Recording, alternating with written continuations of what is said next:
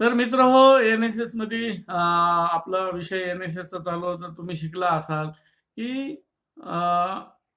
एन-एस-एसचं घोषवाक्य आहे, not me but you. आपण दुसऱ्याच्या कामाला आलो पाहिजे. तर या माध्यमातून आपल्याला लोकांची सेवा ही करता येते आणि आपण ती केली पाहिजे. यावर काहीच दुमत राहत नाही. जनसेवा ही अत्यंत महत्त्वाची असते. आपल्या जीवनात आपण जनसेवा ही निश्चित केली पाहिजे. आपण जीवन जगत असताना असंख्य प्रसंगांना तोंड द्यावं लागतं. साध्या जखमा होऊ शकतात किंवा अगोदर आपण चर्चा केल्याप्रमाणे अपघात होऊ शकतात किंवा पाण्यात बुडणे, भाजणे. मग ते याबद्दलचं ज्ञान आपल्याकडे असावं. त्या साध्या जखमेचं उदाहरण जर घेतलं तर आपल्याला असं म्हणता येईल की जखम झाल्याबरोबर ती स्वच्छ धुवून लगेच आपण बांधून टाकली की थोड्याच दिवसात ती आपल्याला बरी होत असताना दिसते. पण त्यावर लागलीच उपचार न झाले तर ती जखम दूषित होते आणि कित्येक वेळेला ती दूषित झाल्यामुळं त्याचे त्या जखमेचं गांभीर्य हे वाढत जातं. यावर कोणी असा आक्षेप घेईल की विषयावर 4-8 व्याख्याने ऐकून किंवा पुस्तक वाचून सर्वसाधारण माणसाला या विषयाचं पूर्ण ज्ञान हे होणार नाही. तेही सत्य आहे, कारण प्रॅक्टिकल वर्क आहे. आपण वारंवार जर करत राहिलो तर प्रॅक्टिकल करत असताना मागे आपली काय चूक झाली ती आपल्याला दुरुस्त करता येते. म्हणून अर्धवट ज्ञानही चांगलं नसतं. प्रॅक्टिकल हे केलं पाहिजे आणि त्यानुसार आपण त्याबद्दलचं ज्ञान वाढविलं पाहिजे. हेही एकदम बरोबर आहे.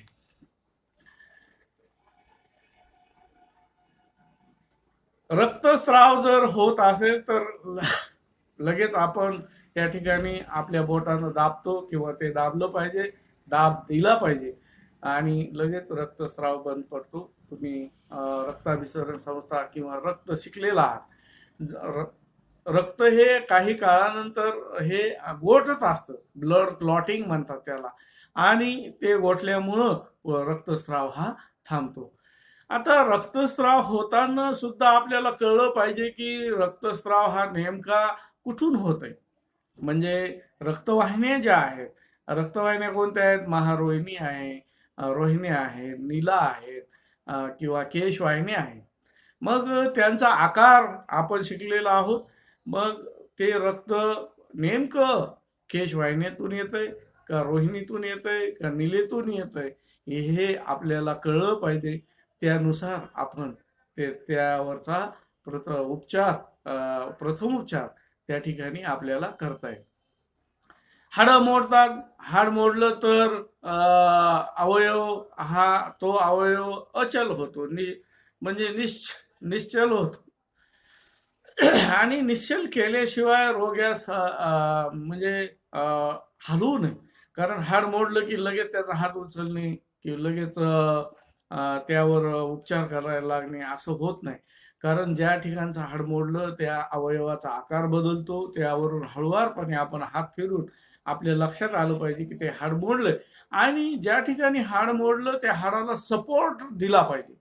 कारण तो भाग पुन्हा त्या ठिकाणी हलता कामा नये.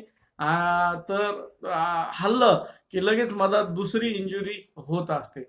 म्हणून ज्या समजा उदाहरणार्थ हाताचा हाड मोडला असेल, समजा हाड मोडला असेल तर हाताला आधार दिला पाहिजे. मग ते हात नंतर आपण जेव्हा हालचाल करतो किंवा त्याला दवाखान्यात घेऊन जाऊ त्यावेळेला मोडलेल्या ठिकाणी कुठलीही हालचाल होता कामा नये अशी आवळपट्टी न त्याला बांधलं पाहिजे. म्हणजे त्या ठिकाणी इतर इंजुरी होण्याचा चान्सेस कमी असतात. बऱ्याच वेळा श्वासोच्छ्वास बंद पडतो की आपण बंद पडला तर लगेच कृत्रिम श्वासोच्छ्वास कसा सुरू करावा याचंही ज्ञान आपल्याला असलं पाहिजे. या सारख्या ज्या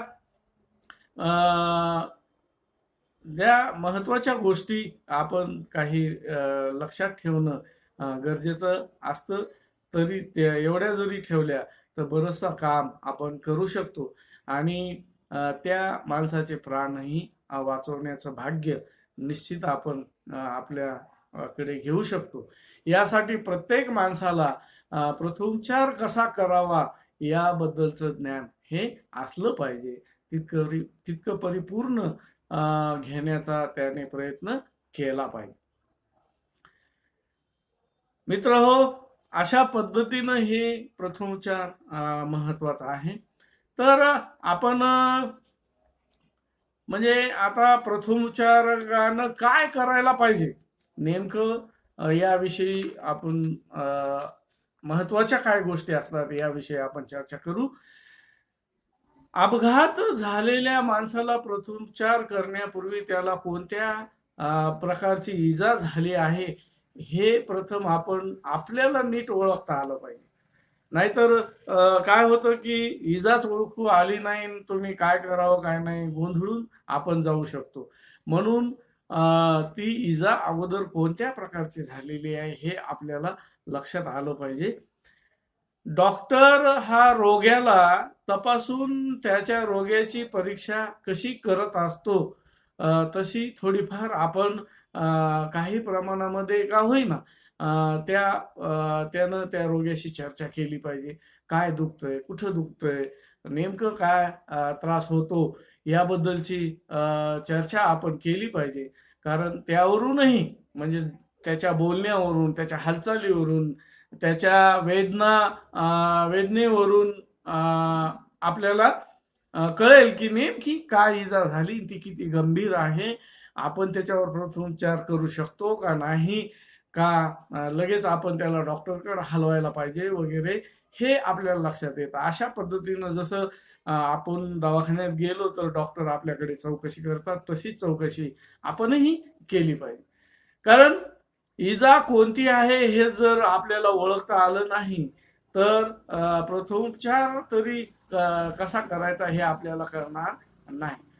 म्हणून आपण सगळ्यात पहिले रोग्याची स्थिती काय आहे, म्हणजे तो कसा पडलेला आहे, काय हात धरून बसलेला आहे किंवा पाय धरून बसलेला आहे, पोट धरून बसलेला आहे किंवा पाठीवर पडला, पोटावर पडला, ही स्थिती नेमकी काय आहे त्या हालचालीहून आपल्याला कळतं की नेमकं याचं कुठतरी पोटाला धरून बसला असेल तर पोट दुखतंय, हाताला धरला असेल तर हात दुखतो, असा एक अंदाज आपल्याला काढता येतो. आणि मग त्यावरून हाताला धरला असेल हाड तर मोडलं नाही किंवा जर थोडं पकडलं असेल तर जखम होऊ शकते. ती जखम तर कशी आहे काय आहे हे आपल्याला ताबडतोब पाहता येईल आणि तो रक्तस्राव बंद करता येईल. तर त्या रोग्याची जी काही लक्षणं असतात, रोग्या संबंधी आणखीन काही गोष्टी आपल्याला नजरेस पडतात का, म्हणजे रोगी काय फिकट म्हणजे त्याचा चेहरा फिक्का पडला असेल किंवा एखादा भाग वेडावाकडा झाला असेल किंवा काही अवयवावर सूज आपल्याला दिसते का, त्याचं शरीर आपल्याला थंड लागतं का, किंवा नाडी तपासली तर ती जलद गतीनं चालते का कमी गतीनं चालते. अशा काही गोष्टी आहेत आपण ज्या आपल्या नजरेनं किंवा आपल्या परीक्षणानं त्या ओळखून काढतो आणि त्यांना त्या ओळखल्या म्हणजे त्यांची जी लक्षणं किंवा चिन्ह आपल्याला दिसतात त्याला चिन्ह म्हणतात. ते कोणती इजा झाली ह्या त्याच्या साईन म्हणून त्या चिन्ह म्हणून आपल्याला ओळखता येतं. हे समजण्यासाठी फार त्याचा उपयोग आपल्याला होतो. याशिवाय रोगी कोणत्या तक्रारी किंवा भावना सांगतो हे आपण पाहिलं पाहिजे. ह्या ठिकाणी दुखतं, त्या ठिकाणी दुखतं, काय कळ येते किंवा डोकं फिरतं, बऱ्याचदा डोक्याला धरून खाली बसतो, चक्कर येते, हे सगळ्या गोष्टी किंवा तहान लागणे असेल किंवा मळमळ करणे असेल, ह्या तक्रारी आपल्याला समजतात आणि त्यावरून आपल्याला मदत करता येते. कारण घाबरट रोगी असला तर तक्रारी फुगून सांगतो म्हणजे अधिकच्या सांगतो आणि रोग्याच्या तक्रारी ह्या आपण शोधून काढलेली हे महत्वाचं असतं. ही लक्षणं असे आपण पाहिले पाहिजे. त्यानंतर महत्वाचा आहे अपघाताचा इतिहास. इतिहास तपासला पाहिजे. आता इतिहास म्हणजे काय, अपघात कसा झाला, आजूबाजूला काय पडलं का, दगड असेल, काच असतील किंवा काही लाकडं असतील किंवा नेमकं आजूबाजूचा परिसर आपण म्हणजे हे पाहिला अपघात कशा पद्धतीनं झाला आणि नेमकं काय झालं असेल याचा अंदाज आपल्याला काढता येतो. मग तो पडला असल्यास किती उंचीवरून पडला, कशा पद्धतीनं पडला असेल याचा अंदाज काढल्यावर नेमकं काय कशाला इजा झाली असेल हाही अंदाज काढणार नेमकं त्या ठिकाणी आपल्याला तपासता येतं. म्हणून माहिती किंवा ह्या सगळ्या गोष्टी करणं गरजेचं आहे. थोड्याच उंचीवरून पडला असल्यास निश्चितच आपल्याला कळेल की सांधा फिंदा निखळला असेल. जास्त उंचीवरून पडला असेल तर फ्रॅक्चर झाला असेल असा अंदाज आपल्याला काढता येणार. आणि झाडावरून पडला असेल तर कदाचित इजा बी होऊ शकते, हाड बी मोडू शकतं. दोन्ही गोष्टी त्या ठिकाणी होऊ शकतात. आणि अशा दुखापतीचा संभव आपल्याला काय आहे हे अंदाज काढून आपल्याला अपघाताचं कारण हे समजतं आणि त्या पद्धतीनं आपण लगेच ताबडतोब प्रथमोपचार करायला लागतो. त्यानंतर महत्वाचं सभोवतालची परिस्थिती. बऱ्याचदा आपल्याला असं वाटतं की एखादा माणूस बेशुद्ध पडलेला आहे दिसतो, पण सभोवताल काहीच दिसत नाही, तो बोलू शकत नाही. मग आसपास असणाऱ्या वस्तू आपण नीट पाहिल्या पाहिजे. किंवा काही खानाखुणा आपल्याला दिसतात का, माणसाच्या डोक्याला जखम लागली का, शेजारच्याच दगडावर रक्त सांडलेलं कुठं आपल्याला दिसतंय का, किंवा कुठं जखम वगैरे शरीराला तपासली पाहिजे. विशेष करून पायाला, हाताला, डोक्याला हे तपासलं पाहिजे. यामुळं बेशुद्ध पडला किंवा काही ठिकाणी जंगलात वगैरे कुठं असेल तर काही चावलंय का याचाही विचार त्या ठिकाणी आपण केला पाहिजे. म्हणजे रोगी कुठं आहे, त्याची सभोवतालची परिस्थिती काय आहे, यावरून नेमका बेशुद्ध कशामुळे पडला असेल याचा अंदाज आपल्याला लावता आला पाहिजे. रोगाची स्थिती आणि लक्षणं यावरून इजा कोणती आहे हे ओळखायचं प्रथमोपचारकाचं अत्यंत महत्वाचं काम आहे. कारण त्याची निरीक्षण शक्ती जर त्यानं वापरली तर निश्चित त्याला हे सगळं करता येतं. अपघाताविषयी जी माहिती काढायची असेल ती सहानुभूतीनं काढली पाहिजे, चौकस बुद्धीनं ती काढली पाहिजे. म्हणजे ह्या गोष्टीवरून अपघात कोणत्या स्वरूपाचा आहे हे आपल्याला त्या ठिकाणी समजलं पाहिजे. प्रथमोपचारकाला पूर्ण ज्ञान असल्याशिवाय नीट उपाय करता येणार नाही. अपघात कुठेही आणि कोणत्याही ठिकाणी वेळी होऊ शकतात, कोणत्याही ठिकाणी होऊ शकतात. म्हणून पुस्तकात सांगितलेली साधनं नेहमीच आपल्याला मिळत नसतात किंवा प्रथमोपचार पेटी आपल्या जवळ नसते, परंतु अशाही काही गोष्टी आपल्याला माहीत असल्या पाहिजे. प्रथमोपचार करत असताना उपलब्ध असलेलं जे काही साहित्य आजूबाजूला आहे त्या साहित्यावर आधारित आपण कसा प्रथमोपचार करता येईल याचंही ज्ञान आपल्याला असलं पाहिजे. समजा जंगलामध्ये जर एखादा रोगी असेल, त्याला चालता येत नाही, त्याला स्ट्रेचर लागत असेल, दवाखान्यात स्ट्रेचर असतं, जंगलात असतं का नाही, मग आर्टिफिशियल एखादं स्ट्रेचर आपल्याला तयार करून त्याला तिथून हलवता येतंय का तेही बघितलं पाहिजे. किंवा जर तुम्ही 2-4 जण असाल आणि एखादा व्यक्ती आजारी पडलेला असेल तर त्याला तुमच्या अशा हाताच्या पकडी ठेवून असं आर्टिफिशियल स्ट्रेचर तयार करता येतं. किंवा एखादं 2च व्यक्ती आहेत आणि तुमच्याकडं काय पांघरायचं आथरायचं काय असेल तर त्याच्यावरच तुम्हाला कसं नेता येतंय का हाही विचार त्या ठिकाणी असला पाहिजे. म्हणजे कृत्रिम स्ट्रेचर निर्माण आपल्याला करावं लागणार आहे, हे आपल्या बुद्धीचा वापर करून आपण त्या ठिकाणी केला पाहिजे. योग्य साधनं आपल्या जवळ नाहीत म्हणून आपण त्या ठिकाणी अडवून बसता कामा नये. लगेच ताबडतोब त्या ठिकाणी काहीतरी त्याचा उपाय शोधला पाहिजे. हे सर्व यश येत आलं नाही आलं म्हणून निराशही होता कामा नये. अत्यंत चिकाटीनं आणि धैर्यानं आपलं काम आपण करीत राहिलं पाहिजे. ह्या सर्व बाबी प्रथमोपचारकासाठी अत्यंत महत्त्वाच्या असतात आणि त्याचं काम अपघातावर प्रथमोपचारच तेवढे करण्याचं आहे व कोणत्याही कारणासाठी त्यानं कायमची इलाज करण्याचा प्रयत्न अजिबात करू नये हे मात्र वारंवार त्यानं लक्षात ठेवलं पाहिजे. डॉक्टराकडे जर नेता येत नसेल पेशंटला तर डॉक्टरला पेशंट जवळ कसा आणता येईल हाही प्रयत्न केला पाहिजे. कारण ताबडतोब त्या ठिकाणी डॉक्टरला आणलं म्हणजे प्रथमोपचार पेटी किंवा डॉक्टर त्याचं साहित्य सोबत घेऊन येत असतो.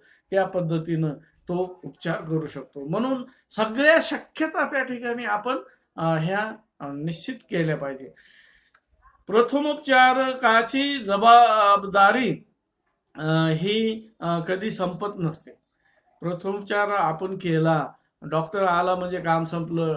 डॉक्टर आला की लगेच डॉक्टरला ह्या पूर्ण गोष्टीचा इतिहास आपण सांगितला पाहिजे. म्हणजे डॉक्टर ताबडतोब डायरेक्ट ट्रीटमेंट करायला सुरुवात करेल की बाबा हा कसा सापडला, कसा बेशुद्ध पडला, हे इथं असं दिसतंय, ते तसं दिसतंय, उंचीवरून पडला असेल किंवा काहीच दिसत नाही पण बेशुद्ध आहे.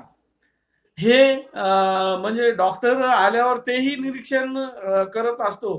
पण तुम्ही जर तेवढं सांगितलं तर त्या डॉक्टरचा तेवढा वेळ वाचेल आणि डायरेक्ट तो तिथं प्रयत्न ट्रीटमेंट हे सुरू करेल, उपचार सुरू करेल. म्हणून आपण डॉक्टरांना पेशंटबद्दलची पूर्ण माहिती सांगण्याचं कामही प्रथमोपचारकाचं आहे. किंवा बऱ्याचदा डॉक्टरला त्या ठिकाणी त्याचा स्टाफ नसतो, म्हणजे नर्स नसेल, कंपाऊंडर नसेल, तर त्याला डॉक्टरांना मदतही करण्याचं काम आपण त्या ठिकाणी केलं पाहिजे, प्रथमोपचारकानं केलं पाहिजे. म्हणजे आपलं ध्येय एकच आहे की रोग्याचा जीव वाचवणे आणि किंवा झालेला त्याच्या वेदना आहेत त्या वेदना कशा कमी करता येईल हा प्रयत्न निश्चित केला पाहिजे. डॉक्टर ते करत असतात. डॉक्टर यानंतर डॉक्टर सांगतील याप्रमाणे आपण ती मदत केल्यानंतर त्यांनी उपचार केल्यानंतर परत त्या पेशंटला आपण त्याच्या घरापर्यंत पोहोचण्याचं काम ही जबाबदारी आपली असते किंवा दवाखान्यात ऍडमिट करेपर्यंत जबाबदारी असते. केल्यानंतर त्याच्या घरच्यांना कॉल करणे, बोलून घेणे, कोणतंही माध्यम वापरा. आजकाल मोबाईल सर्वांजवळ आहेत, मोबाईलद्वारे आहेत. जर पेशंट बेशुद्ध असेल तर त्याच्या खिशात डायरी आहे का किंवा त्याचा मोबाईल तपासणे, त्याच्या घरच्याचा नंबर असेल काय असेल हे तपासून घरच्यांना दवाखान्यात बोलून घेणे, हे सर्व कामं प्रथमोपचारकाची असतात. अशा पद्धतीनं ह्या गोष्टी प्रथमोपचारकाच्या महत्वाच्या आहेत. प्रथमोपचाराला सामान्य ज्ञान ही असणं महत्वाचं आहे. जसं की अपघाताच्या ठिकाणी धोक्याचं काही कारण असेल ते प्रथम आपण बाजूला सावरलं पाहिजे. त्याला मोकळी हवा येऊ दिली पाहिजे. त्याची छाती, गळा, कमर इत्यादी भोवती असणारे जे कपडे आहेत ते कपडे सैल केले पाहिजे. रक्तस्राव बंद केला पाहिजे किंवा त्या रोग्यास आराम वाटेल अशा स्थितीमध्ये त्याला ठेवलं पाहिजे. त्याला आधार दिला पाहिजे. त्याची जखम झाली असल्यास ती कधी आपण उघडी ठेवू नये, ती झाकून ठेवली पाहिजे. त्याला रोग्याला रक्ताभिसरण उत्तेजित करण्यासाठी काही पेय देता येतात का, जसं की चहा, कॉफी वगैरे अशा प्रकारचं सारखे पेय आपण दिले तर त्याचा रक्तप्रवाह हा जोराचा चालतो. बेशुद्ध असल्यास त्याला अमोनिया किंवा फोडलेला कांदा हुंगण्याला आपण देतो किंवा चेहऱ्यावर थंड पाण्याचे हबके आपण मारतो. हेही आपण केलं पाहिजे. म्हणजे श्वासोच्छवास बंद झाला असेल तर कृत्रिम श्वासोच्छवास आपण दिला पाहिजे. मज्जाघात किंवा शॉक वगैरे झाला असल्यास त्यावर आपण काय उपाय आपल्याला करता येईल. विषबाधा झाली तर विष बाहेर कसं काढता येईल याबद्दलचे प्रयत्न केले पाहिजे. विष बाहेर काढण्यासाठी जसं की आपण भरपूर जर पाणी पाजलं त्याला आणि त्याला उलट्या करायला लावल्या तर त्या पाण्यात मिक्स होऊन ते बाहेर येऊ शकतं, जर त्यानं विष वगैरे घेतला असेल तर. शरीराचं उष्णतामान कायम राखण्यासाठी उबदार कपडे त्याला टाकले पाहिजे. जरुरीपेक्षा अधिक कपडे अंगावरून ते आपण अंगावर टाकावेत किंवा काढू नये, हेही महत्वाचं आहे. त्या रोग्याशी ममतेनं हळुवारपणे आपण वागलं पाहिजे. अंगातून कापड काढताना त्याला त्रास होणार नाही याची काळजी घेतली पाहिजे. ठराविक सामानानुसार अडवून न राहता मिळतील त्या साधनाचा उपयोग करून, त्याची युक्तीने वापर करून त्याचा आपण उपयोग घेतला पाहिजे. प्रथमोपचारकानं काम हे तात्पुरतं करायचं आहे आणि त्या कायमचा उपाय करायचा नाही, हे मात्र फार महत्वाचं आहे, लक्षात ठेवलं पाहिजे. मोठ्या अपघातामध्ये डॉक्टरांना लगेचच बोलावणे, तोपर्यंत रोग्यास हालचालीसाठी योग्य वाहन त्या ठिकाणी उपलब्ध करून ठेवावं. डॉक्टर येताच त्यांना आपण सर्व माहिती सांगितली पाहिजे. ह्या सर्व सामान्य नियम आहेत आहे आणि हे सर्व सामान्य नियम त्या ठिकाणी त्यानं पेलले पाहिजे. अशा पद्धतीनं प्रथमोपचार, त्याच्या अंगी असणारे गुण, त्याचा